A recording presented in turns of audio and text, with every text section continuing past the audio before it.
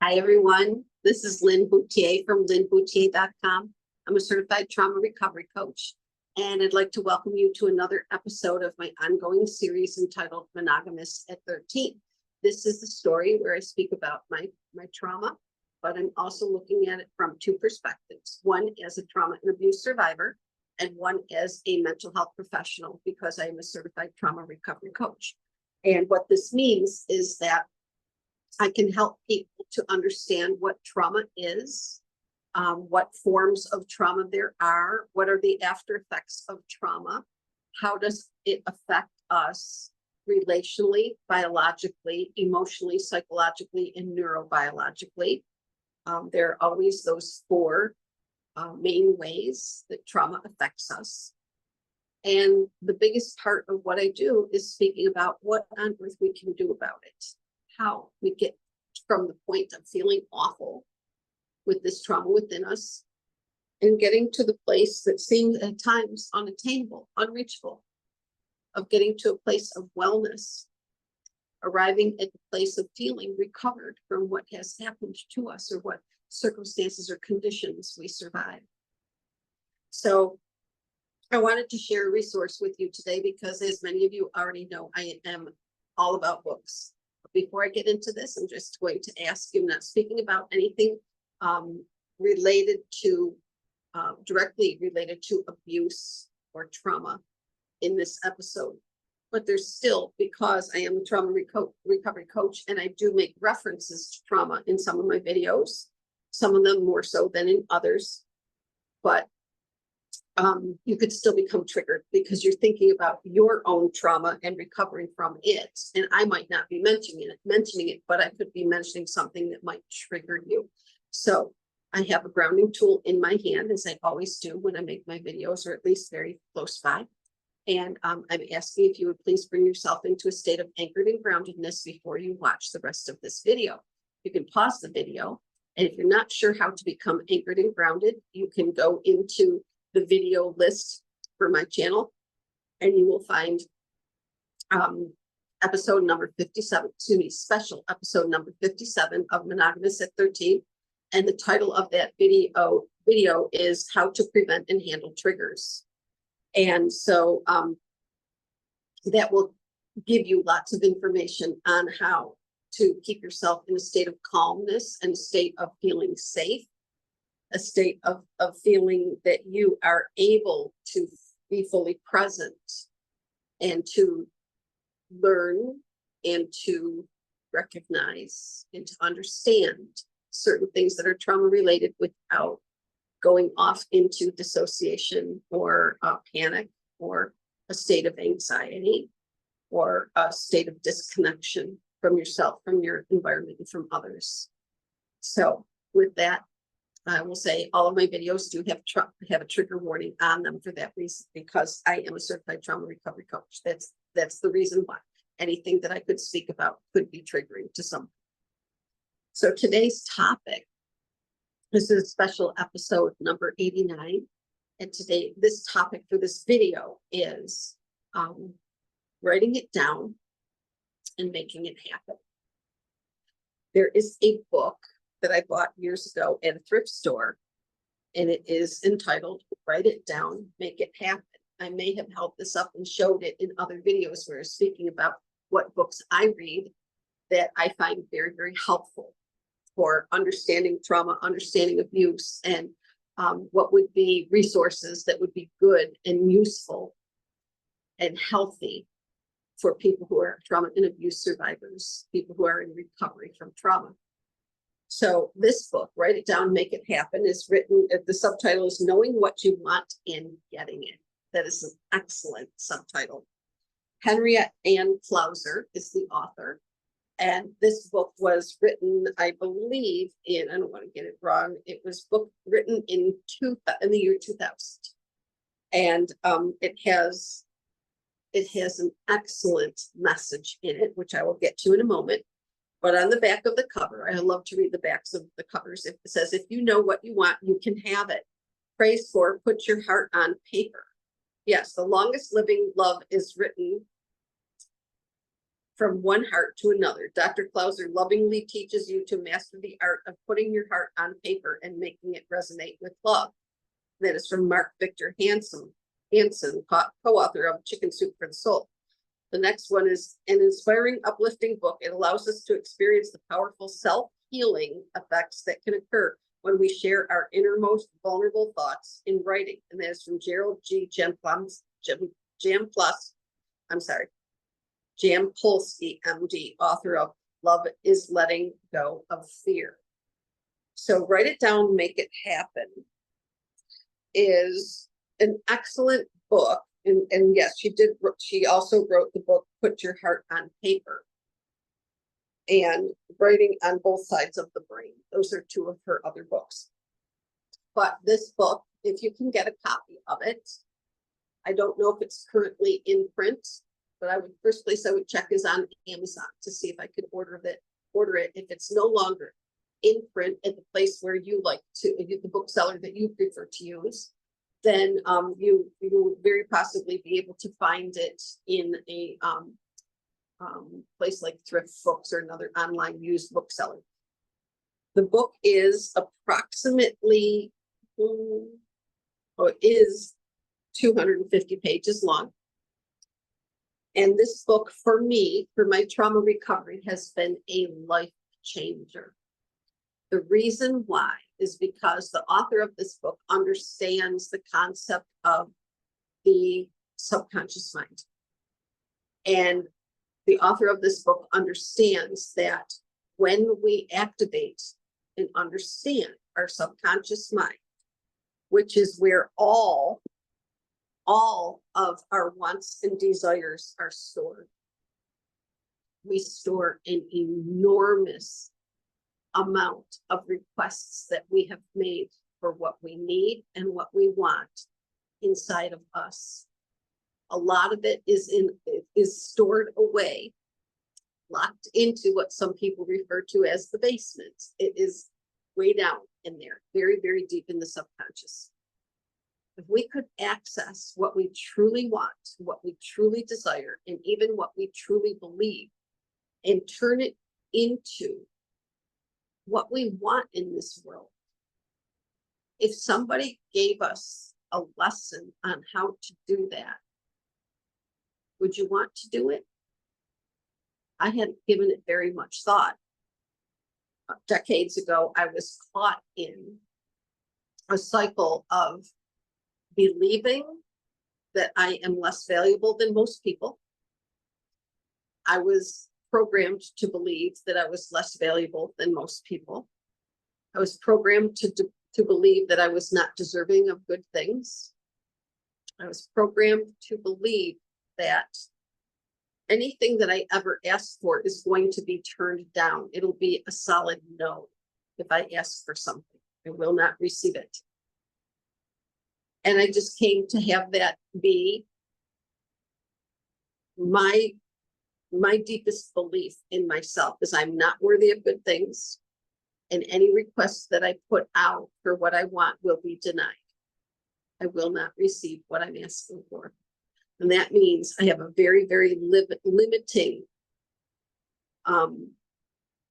set of beliefs that hold me back from, they pinch me off from, as Abraham Hicks would say, it pinches me off from the good stuff in life that I want.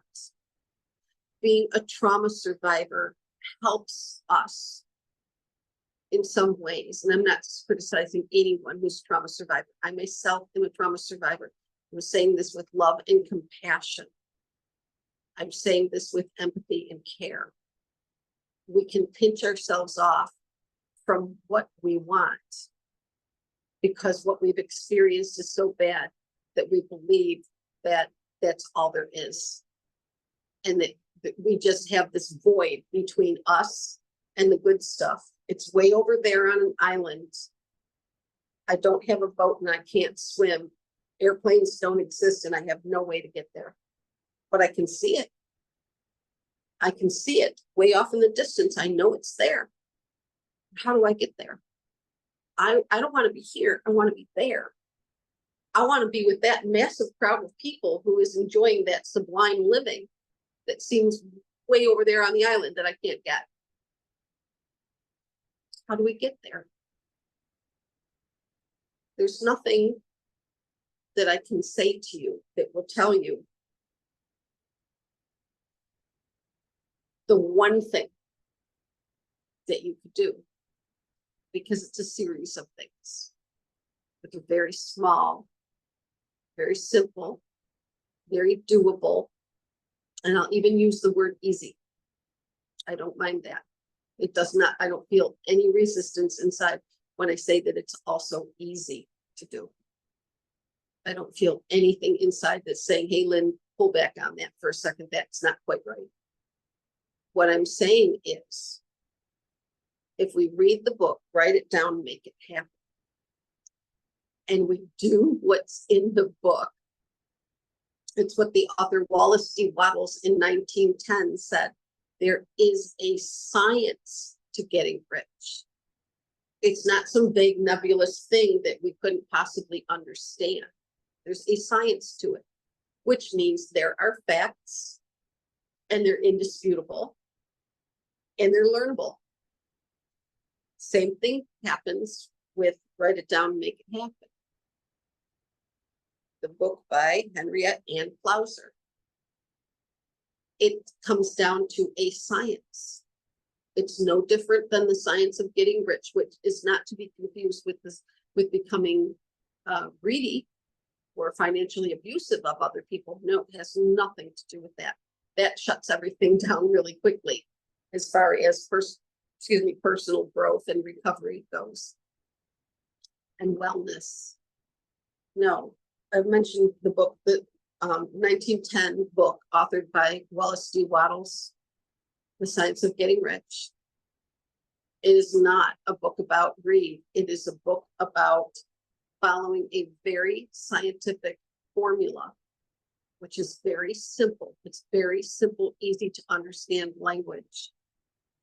And it teaches us how to get what we want, be what we want to be, do what we want to do, go where we want to go, have what we want to have, accomplish what we want to accomplish by understanding some very simple, basic scientific principles.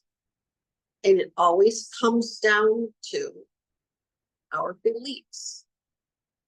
If we are not experiencing trauma recovery, you can take it to the bank that if we want trauma recovery and it's not coming, it's because we have not understood our own beliefs. If we're willing to make a little window to peek inside of our own functioning, our own beliefs, our own operating system, we can look in there, and if we're very thoughtful and curious and a little bit creative, we can begin to understand what is our belief system that's in place that is pinching us off from the other things that we want to be, do, have, accomplish, go to, see, or experience. Well, I started a few years ago. I think it was about maybe 6 years ago when I found this book in a thrift store. And at the time, my life was in absolute chaos. I was a couple years out from a severe auto accident that did tremendous damage to my body. I had to go through an enormously long recovery to get my life back after a bad car accident. And I was at a thrift store and I saw this book and I didn't even open it. I just saw the title on the spine of, on the cover. And I took it right to the checkout, paid for it, and left with that book. Took it home and I didn't read it right away. But when I did read it, I have to admit, I was a little bit angry at myself for not reading it sooner. Like, oh my gosh, this has been sitting here on your shelf all this time. You could have been doing this stuff and you didn't.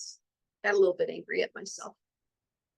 And then I recognized that's not really helping me, but I'm going to do what it says. So I went to a big box store and I bought a few notebooks, like spiral bound notebooks.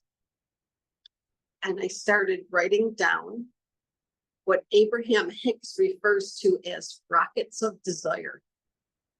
They claim, Abraham, if you're not familiar with Abraham Hicks, it is a group of very benevolent spirit that speaks through Esther Hicks's body. And she goes into a state of communication with these non-physical beings. And many of you might be religious people who are turned off right now, hitting the stop button on this video and getting rid of this video. That's okay.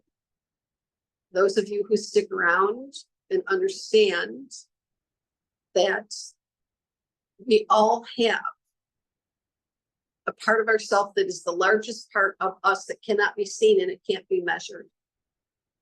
Some of us call that spirit. Some of us call it a soul. Some of it call it a superconscious.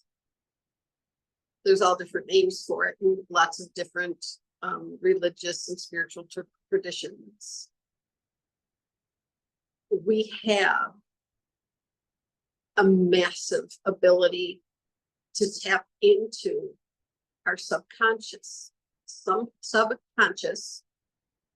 and there's all kinds of information out in the world, videos and books about our subconscious. But what's stored in there, our conscious mind can't even fathom. It is so massive. And there is a force that rules the universe. Some of you call it God, some of you call it source, some of you call it the all in all, some of you call it lots and lots of different names for it. But what that means is there is an unseen force that holds everything together, and we're not just in a space with lots of molecules and atoms whipping around without taking form. Something has made it so that everything takes form. What Wallace D. Wattles, in his 1910 book, The Science of Getting Rich, he explains very carefully in that book that everything existed as thought before it existed as a thing that you can experience physically, a thing that you can gaze upon and understand, or in some cases not understand, but it's there. So if you are watching this on a device, you can look at that device right now and understand that device could not have existed without a thought form first. It had to exist in thought before it could exist in a physical reality. And the same goes with every single thing that you could ever cast your gaze towards. All of it existed as thought before it existed in the physical world. That is precisely the universe that we live in. It is a thought form universe. It means that it is infinitely true, that nothing that you could ever experience, touch, see, smell, taste, hear, all of it had to exist as a thought form first.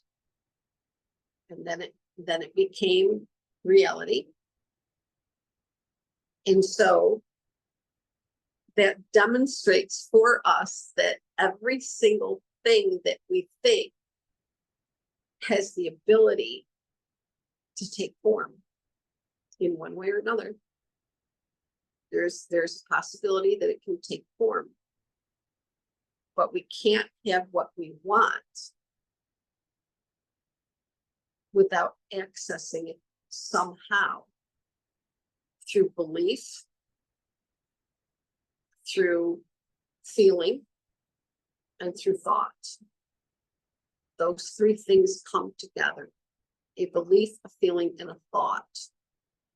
When those three things come together, then the really big stuff happens. And some of you might be recognizing that mind, body, and spirit, there's a whole lot of things that we understand that are triumvirate. The human being is a triumvirate thing, body, mind, and spirit.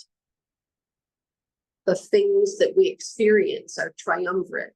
They're thought, they're a belief, and they are a feeling that manifested into reality. So how do we access things that we want, whether it's something that we can't just touch, we can't pick it up and set it down? And I'll use the example of wellness. We can't just go to a store and buy a container full of wellness. It doesn't exist. We can't go out into the world and say, I'm on a quest. I'm looking all over for wellness. I know it's mine. It has my name on it. I just need to find it, pick it up, and take it home with me. I picture myself on a beach, sifting through all the goodies that wash up on the lake, looking at all the stuff that comes out of the lake and lays there, and people walk through and they look out at the lake, but they're also checking the ground, and they're seeing if there's any special little trinket that's on the ground for them in the form of maybe some beautiful beach glass or a pretty pebble like the one I'm holding in my hand, or people out there with metal detectors, but they're looking for something. But we can't find our wellness like that.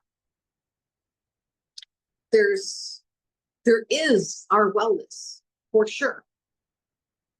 Many of us have it already within us, but we can't access it. Writing it down in the way that it speaks about and Write It Down, Make It Happen by Henriette Ann Plauser is that bridge from our rockets of desire that Abraham Hicks speaks about that are inside of us,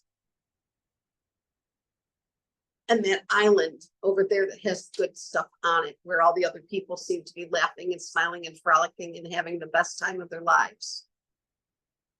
And it's just metaphor for people who are experiencing well-being. They're experiencing wealth. They're experiencing happiness. They're experiencing their life being the way they want it. Seems unimaginable to many trauma survivors. Because what is trauma? Trauma has a nickname, the Great Disconnector. It disconnects us from ourselves, from others, even from our pets sometimes, from our environment, from our world, from our universe, from our wellness, from our knowing that we have a purpose, from our intentions. Our intentions are sort of like little firecrackers that when they're lit, they make that fizzling sound and then nothing happens. That's what having trauma and shooting off rockets of desire, which is an expression from Abraham, as I've said. That's what it sounds like inside of us. It's what it feels like inside of us when we have that desire, but we don't know how to get it, or it was here, it was a fleeting moment, and then crack, crack, crack, fizzle pop, it's gone. How do we connect to it? Lots of different ways. But one of the ways that I love the most is having a notebook or some loose leaf paper, or whatever you got, pen, and just be really, really honest with yourself and saying, there is nobody here judging me. We're so afraid, even alone in a room. I promise you, we're afraid. We feel trepidation. We feel caution. We feel afraid to write down what we truly want on a piece of paper. Just writing this sentence, like I'll just pick one out of the ether. I want a Winnebago camper. I want a Winnebago camper. And I write that down on a piece of paper. I am absolutely certain that if somebody in my family looked at that, they would laugh at me, they would mock me and say, who the hell wants to drive around in a camper when you could just book a nice hotel and have every luxury right there for you? Why on earth would anybody want something so stupid? The reason is because it's not stupid. Every single idea or thought or plan that you could ever make is not stupid. You wouldn't be having that unless there was some value to it. And just because it displeases somebody else, we learn very, very young, don't go there. Don't speak your dreams out loud. I will tell you,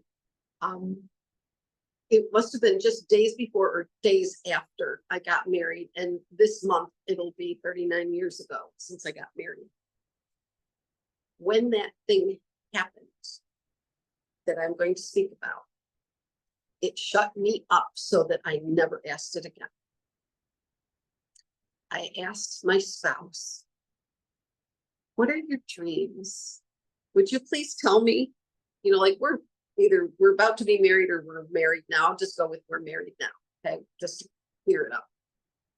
Married a few days, and I say over breakfast, what are your dreams? What do you want to accomplish in your life? What do you want to do with me? What are your dreams for the future? And he just looked at me like this and said, dreams are for idiots, and walked away. Dreams are for idiots. I just married somebody who felt very, very strong, being as truthful as possible. Didn't even have to think about it, just came pouring out his mouth. Dreams are for idiots. Like, what are you bothering me with that garbage for? That was a huge life-changing moment for me. It has stuck with me. It's almost 40 years later, and I'm still talking about it and saying, what was that all about? Because I would never have said to any person, especially somebody I just married, I would never say, dreams are for idiots. If they ask me, hey, Lynn, what are your dreams? I would love to know. We're together as a team now. What do you want your life to look like? What do you want to have happen? Where do you want to be? What do you want to do? What do you want to have? What do you want to accomplish? What do you want to experience? I want to know all of it because we're dream builders together now. This is what we're doing. But I got shut down so immediately. Dreams are for idiots. And I can tell you, if anybody has done anything similar to that to you, they were lying to you. I got lied to. Dreams are not for idiots. Dreams are for dreamers. Dreams are for people who have creativity, people who love truth, people who love planning, people who love to have fun, people who love the concept of knowing, people who love the concept of feeling and experiencing and sifting and sorting through what we don't want so that we can recognize even more clearly what we do want. Well, trauma recovery is like that. So we could use the book, Write It Down, Make It Happen by Henriette Ann Clauser.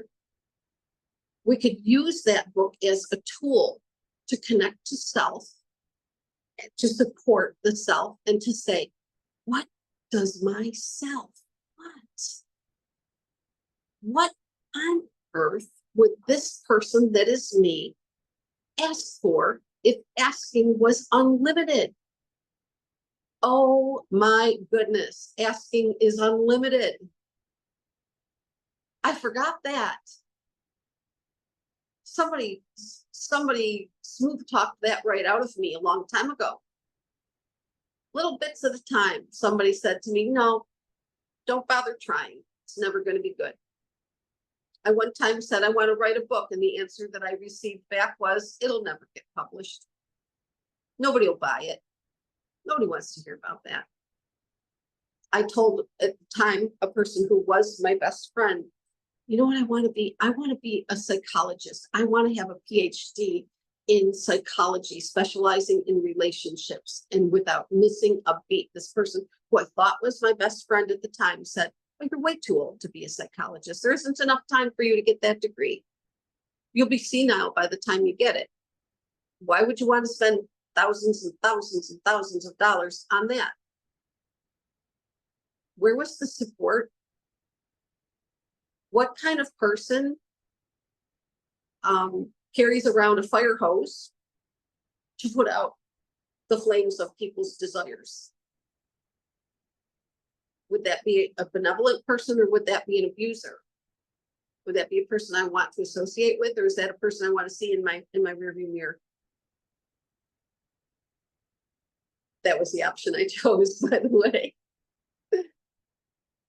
But when we have what Abraham calls rockets of desire shooting off inside of us, we can hear the voice of an inner critic or an outer critic that isn't with us right at the moment. We know what their voice sounds like and what it sounds like. And just like the person I just spoke about, that was an outer critic who said, you'll never be able to do it. You're too old.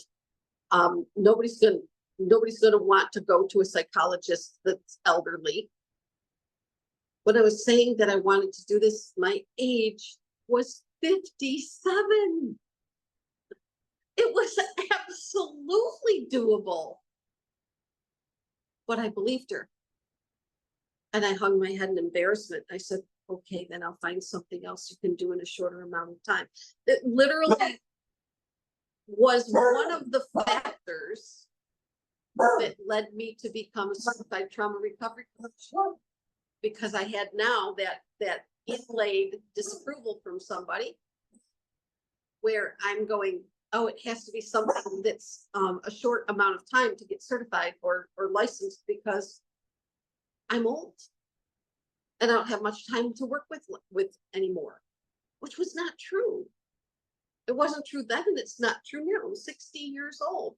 If I wanted to get my PhD now, it's still not too late. But I was lied to, and a limitation was put on me.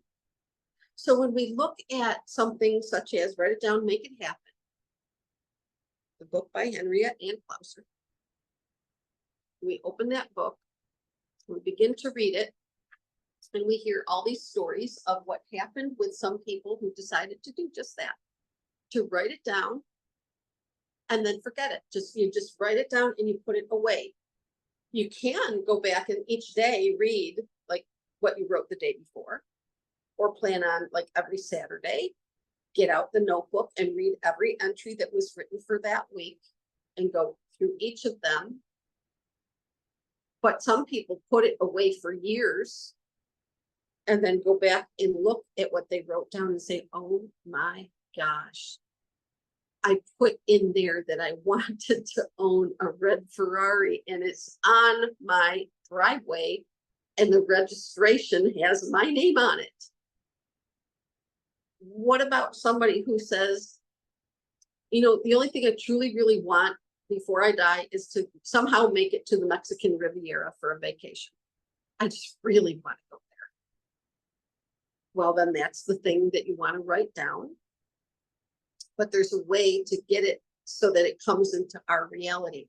And that is the part that people have the hardest time with. Other than the internal belief that was placed in there by our outer critic, someone else in our life who has said, you can't be that, you can't do that, you can't experience that, you can't have that, you can't go there.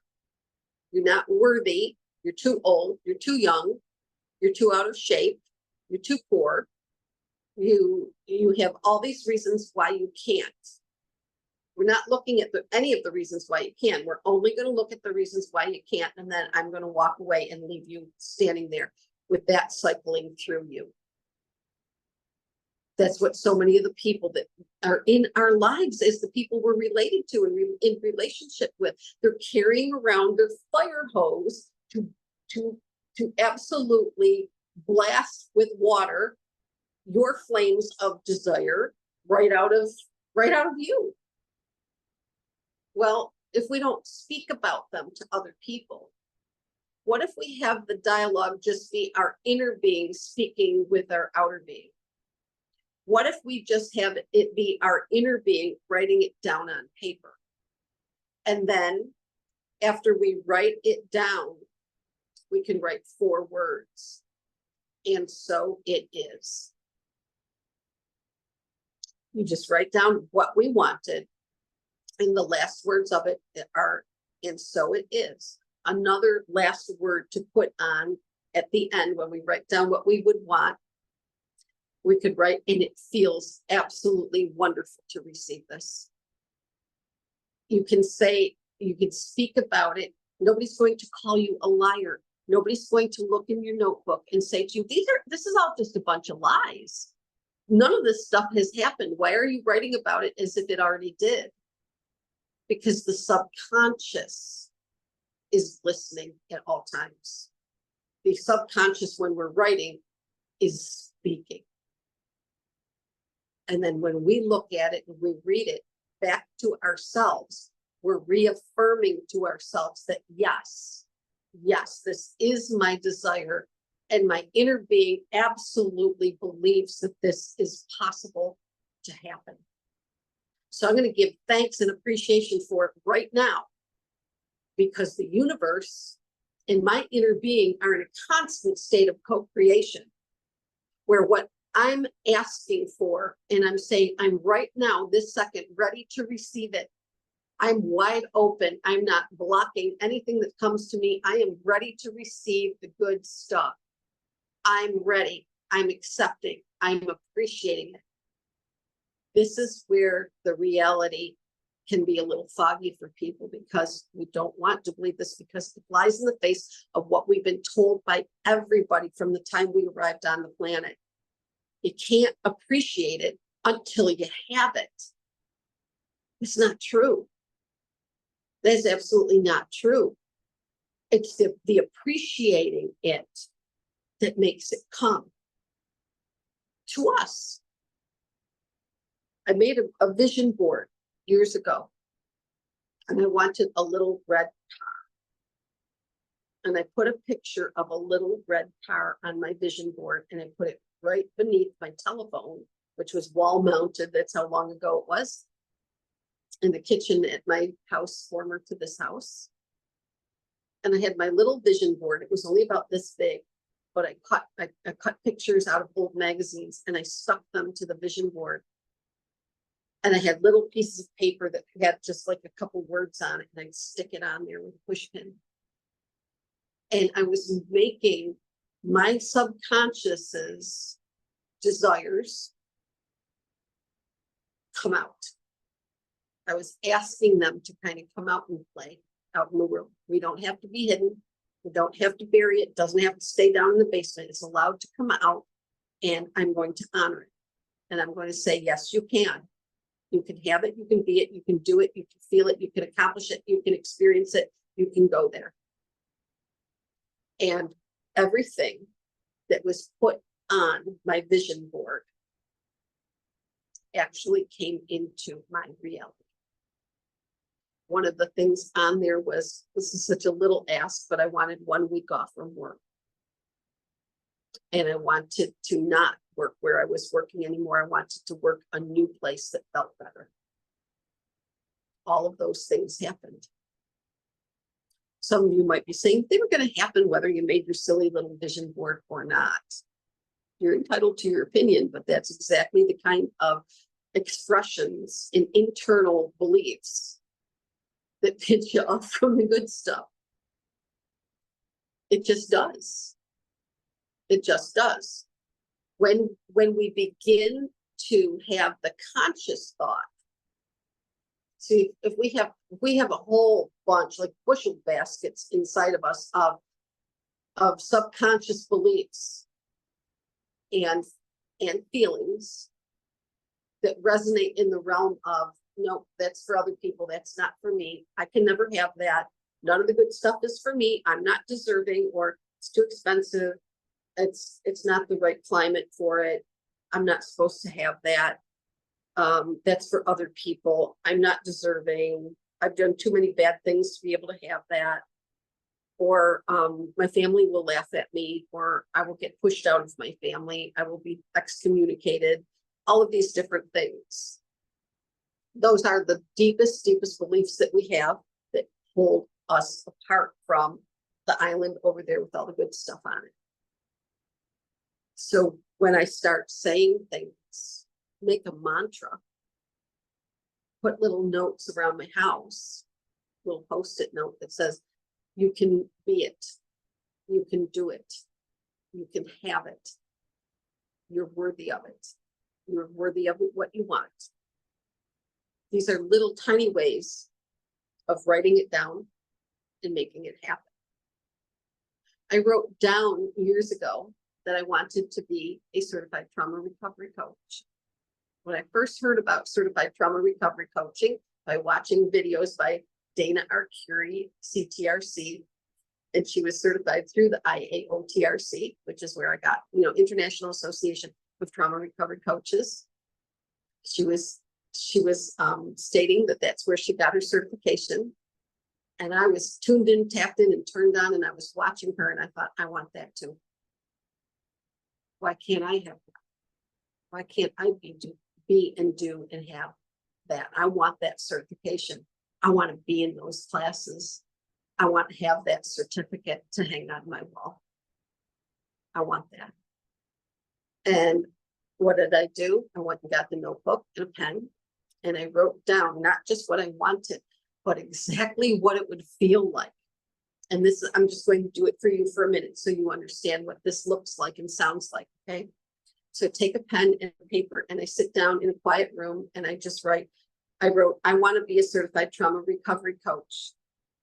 And I wrote all the things about it that would be the contrast of what somebody in my family or in my community would say to me to shoot it down. So if the thought came, well, you're kind of late in life to start a new career, I would write down, I am young enough to start any career I choose. If the thought came that it would be too expensive, you don't have the money, I said, the universe will provide the money through whatever means it has to satisfy the rocket of my desire. I wrote down the cost can be divided into small, doable chunks. I wrote down things like, it will feel unbelievably good to be able to help people. I wrote down, doing the work to become a trauma recovery coach will help me to heal my own trauma, which will feel amazing. Everything that we write should be connected to a feeling or a statement of allowing or a logical reason why it can happen. Because what we're doing is we're reteaching our subconscious. We don't think that way anymore. We don't pinch ourselves off from the good stuff anymore. We come up with every excuse for why it can happen, not for why it can't happen. We're constantly looking for reasons why it can happen. And not to build false hope, but to say, I accept it now. I'm doing the art of allowing. I am receiving now. If I receive that certification right now, energetically, it can't not come to me. Then every avenue will open for me to have a laptop, to be able to pay the tuition, to have the time that I can devote to sitting there for an hour and a half classroom time. I can make everything align for myself with my small doable actions, which are based in the belief, this is mine. It has my name written on it already. And I'm doing every single thing that I can do in my human behavior to allow it, to receive it, to accept it, to feel gratitude for it, and to feel the feeling of what it would mean to me. What would that feel like? If I can do all of that before it's here, then I have unlocked the key to turning my desires into my reality. When we accept it, appreciate it, love it, feel it, just completely embrace it as ours before it's here. People just go, no, I can't do that. It has to be here, and then I'll feel appreciation for it. And I say, again, there's so much proof in our world right now with people who are experts on this topic, who are saying, no, It doesn't work that way. We must appreciate it, love it, accept it, honor it, speak about how wonderful it feels to have been endowed with this wonderful responsibility, or this wonderful new career, or this education, or this certification, or this license, or this degree, or whatever it is. We have to bring ourselves lovingly, compassionately, full of honoring our own being and our ability to trust and our ability to believe that it's coming, our ability to accept that I'm opening the conduit wide open. If it's over there, I bring it to myself by accepting it as mine before it's physically here. So there are exercises that we can do, not just writing it down and making it happen, but that is a fantastic way to go. Can't find a single thing wrong with that. But when we're writing it down, we can't write things like, I know there's a very small possibility that this could happen for me, but I'm being really optimistic. No, that's pinching ourselves off from it. What we need to say in that statement is, it's mine. Universe has already put my name on it. I am claiming it now. And I feel immense gratitude for this because I know it's mine. I can claim it this second, this instant. And then through my appreciation, my claiming, my accepting, my being open to receiving, and feeling the feeling now as if it's already here. I'll do one with you, okay? This is a really fun experience. Let's say, for instance, I get my notebook and I write down one of my rockets of desire, which is I want a beautiful swimming pool. Then I write down my description. I picture it in my mind exactly what I want. I want the details, all of them. I'm not going to argue with myself that somebody's going to say, Lynn, that's too expensive, or that's not likely to ever happen for you, or the tax return money is already spent on a new appliance that you need, or something like that. No, we don't go in that direction. We simply just write down, I'll do one for you, okay? Some of you are going to say, why are you dreaming so small? Because sometimes I do, okay? But this is what it will look like. I'm writing this down, okay? I envision a beautiful, cool, sparkling, above ground pool in my backyard. I want it to be very close to my patio, and I want it to be 24-foot round pool, 52 inches deep. And I want it to have a really beautiful blue liner in it. I want it to have pebbles. I want it to have pictures of pebbles in the liner. And I want it to have a really nice, steady set of stairs. I want to have all of the chemicals that you need and all of the tools for maintaining my beautiful pool. I want it to have a 1 horsepower pump on it. I want it to have a cartridge filter. I want it to have all kinds of beautiful, refreshing things about it that I can experience every day through an entire swim season. I want to have things that float on the water because I love the feeling of floating. It feels so peaceful. I want to have a light so that I can swim at night. I want to have my pool looks like just a beautiful oasis in my yard. I want to have people who come to swim with me in my beautiful crystal clear pool water. I want them to lay in chaise lounges with me on my deck.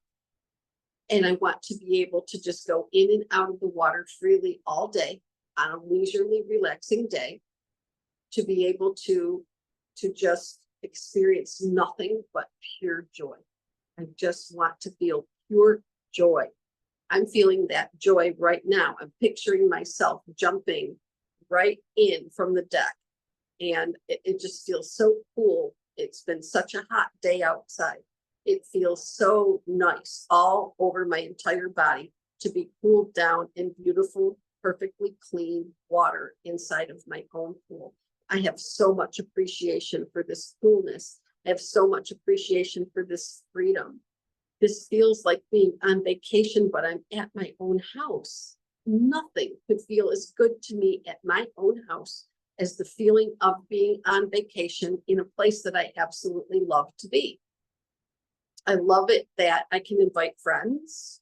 I love it that the care of it is very simple. Water chemistry is not hard. It's wonderful. It's enjoyable. I love doing the chemical testing for my water. I love sanitizing my pool. I love filling the chlorine floater. I love taking care of my pool. I love opening it for the season to begin. I love closing it up at the end of the season and knowing that next year in the month of May, that pool is going to be welcoming me again with the same kind of wonderful experience that I've had for months this year. I love my pool. I appreciate my pool. I know my pool is mine already. I know that every single perfect detail of it is hearing me right now and saying, we're coming. It's for you. We're coming to your yard. This is what manifesting looks and sounds like.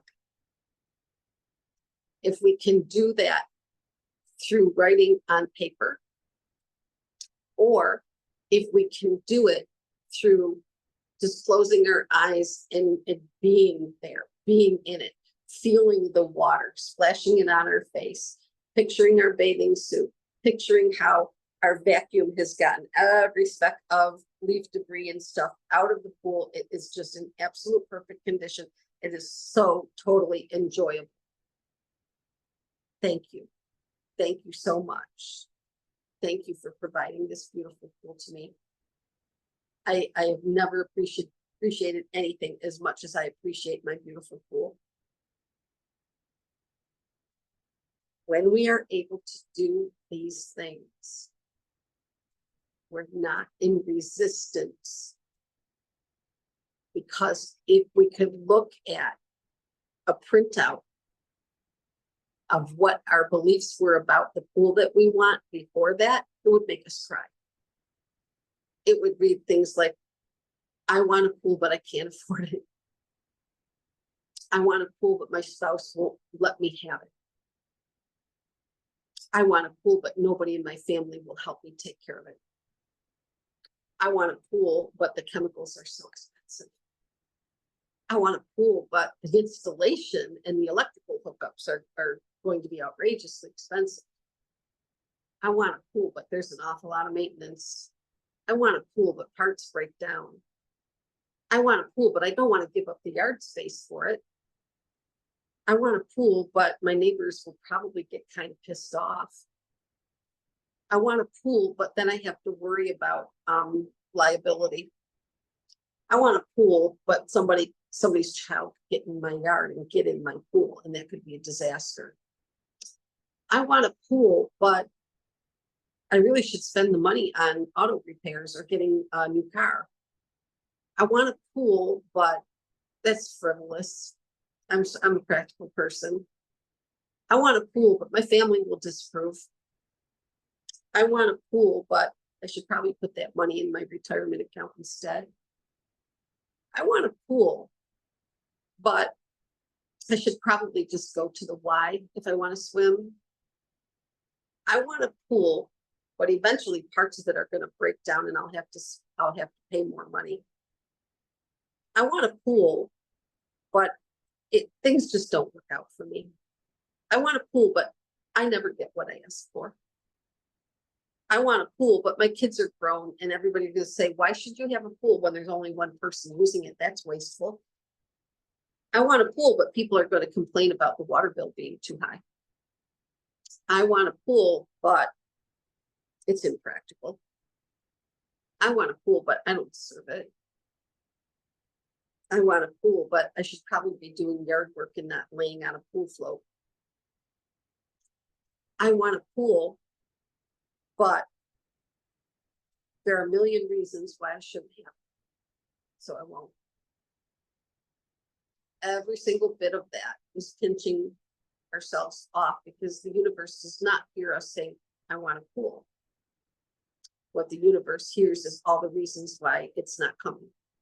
And it will not send it. The opportunities will not line up. When we're pinching ourselves off from what we want with our deeply rooted beliefs, it's not the end of the road for our desires by any means. We just need to be a person who understands that my beliefs are not matching my rockets of desire, and I need to find a way to make them match. I need to find a way to say, this is going to be like turning the Titanic.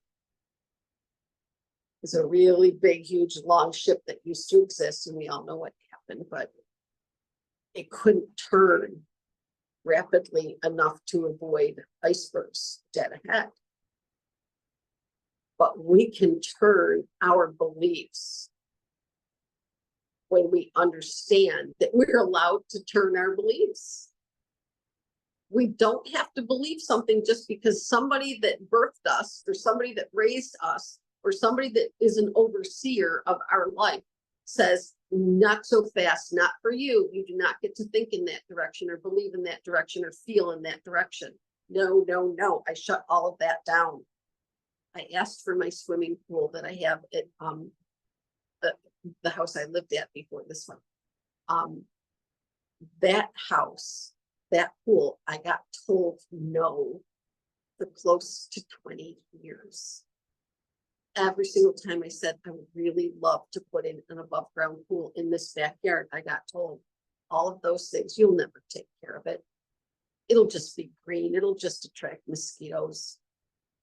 Everybody knows that you won't do what you're supposed to do to take care of it. You won't maintain it. The novelty will wear off and it'll just be a giant eyesore in our backyard.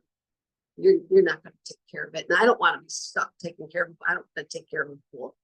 You want to go swimming in a pool? Not really. I really don't care one way or the other. Yeah, if it's here, I guess I'll swim in it. But when you have a partner and that person or any person in your life, actually, any person, but the closer they are to you in relationship and the closer proximity they live to you, the more exposed you will be to their naysay about your dream, about your rockets of desire. They'll shoot them right out of the sky. They will get their fire hose and blast it so that it's no longer existent. What we need to do is say, I'm not speaking about it to that person. I'm not going to speak about it to anybody who's going to destroy it. I'm entitled to this beautiful, beautiful co-creation that I'm in process of doing. And nobody who is a destroyer of wonderful things and ideas and plans is going to have it. So I don't speak about it to anyone. That's the reason why it's best only to speak to, if you have someone in your life who is like your cheering sector says, go, go, go, go. Yes, get it. Get that thing. You can have that thing. You deserve that thing. You are worthy of that thing. Then yes, we can share it with somebody who will do that. But we don't always know for sure if they will. And when I spoke to my dearest friend at the time, who I thought was my friend, but turned out not to be, when I said, I'm going to be a PhD psychologist, and they shot that down immediately, just absolutely destroyed it for me.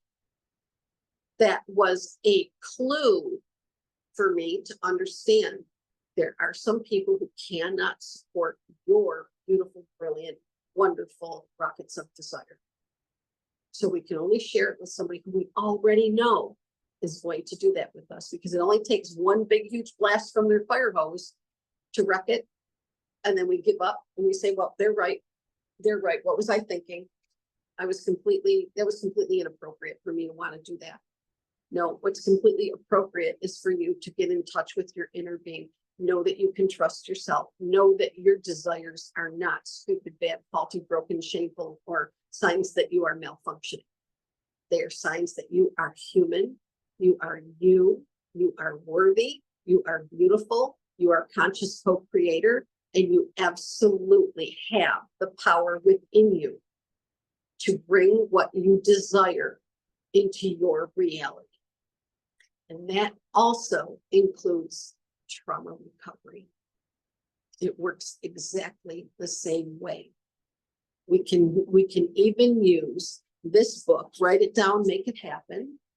We can use the actions of writing it down in a journal or on a piece of paper and keeping it private and writing down exactly what trauma recovery would feel like for us. Envision it just like sparkling, clean, beautiful 20-foot, round, 24-foot round above ground swimming pool would feel like. We can speak about trauma recovery. What would that feel like? What would the description of that sound like? What feelings would it feel like if we could have that? Once we can tap into the feelings, the knowing, the accepting, the receiving, the allowing of it, then we're getting some really, really good experiences with receiving, accomplishing, experiencing the recovery that we are dreaming of. This has been a really good discussion. If you enjoy my channel, please like, subscribe, and share. Please put comments and questions in the comments section. If you have requests for a video, I would be delighted to make it for you. Just put it in the comments section. Please like, subscribe, and share. Hit the notification bell. Share it on whatever platform you would like, because it helps me to reach more trauma and abuse survivors, and it helps the trauma and abuse community greatly when you share my videos. So thank you so much for doing that. If you would like to become a client with Lin Bouthillier CTRC for sessions on Zoom, or if you live in my area, in-person sessions, please contact me through my website, which is linbouthillier.com. You can book appointments and discovery call through my website. If you want to send me an email, it's lynn@linbouthillier.com, or you can call me directly. My cell number is 716-994-3052. And I usually answer emails and inquiries on, voicemails and things like that within 48 hours. If for some reason it slipped through and I didn't get it, call again or email again, okay? I normally don't miss them, but if it's gone to 3 or 4 days and you haven't heard back from me, please inquire again, okay? It might have been one that got missed, and I hope that that doesn't happen, but I want you to get what you need for your recovery. So thank you so much for spending this hour with me. I truly appreciate it. Have the very best day, everyone. Remember, self-care is never, ever selfish. It's essential. You are infinitely worthy of your own trauma recovery. At the bottom of the description for this video, there is a clickable link for Google reviews, and I would appreciate it so much if you would leave me a Google review for my work. Thank you, everyone. Have the best day. Bye.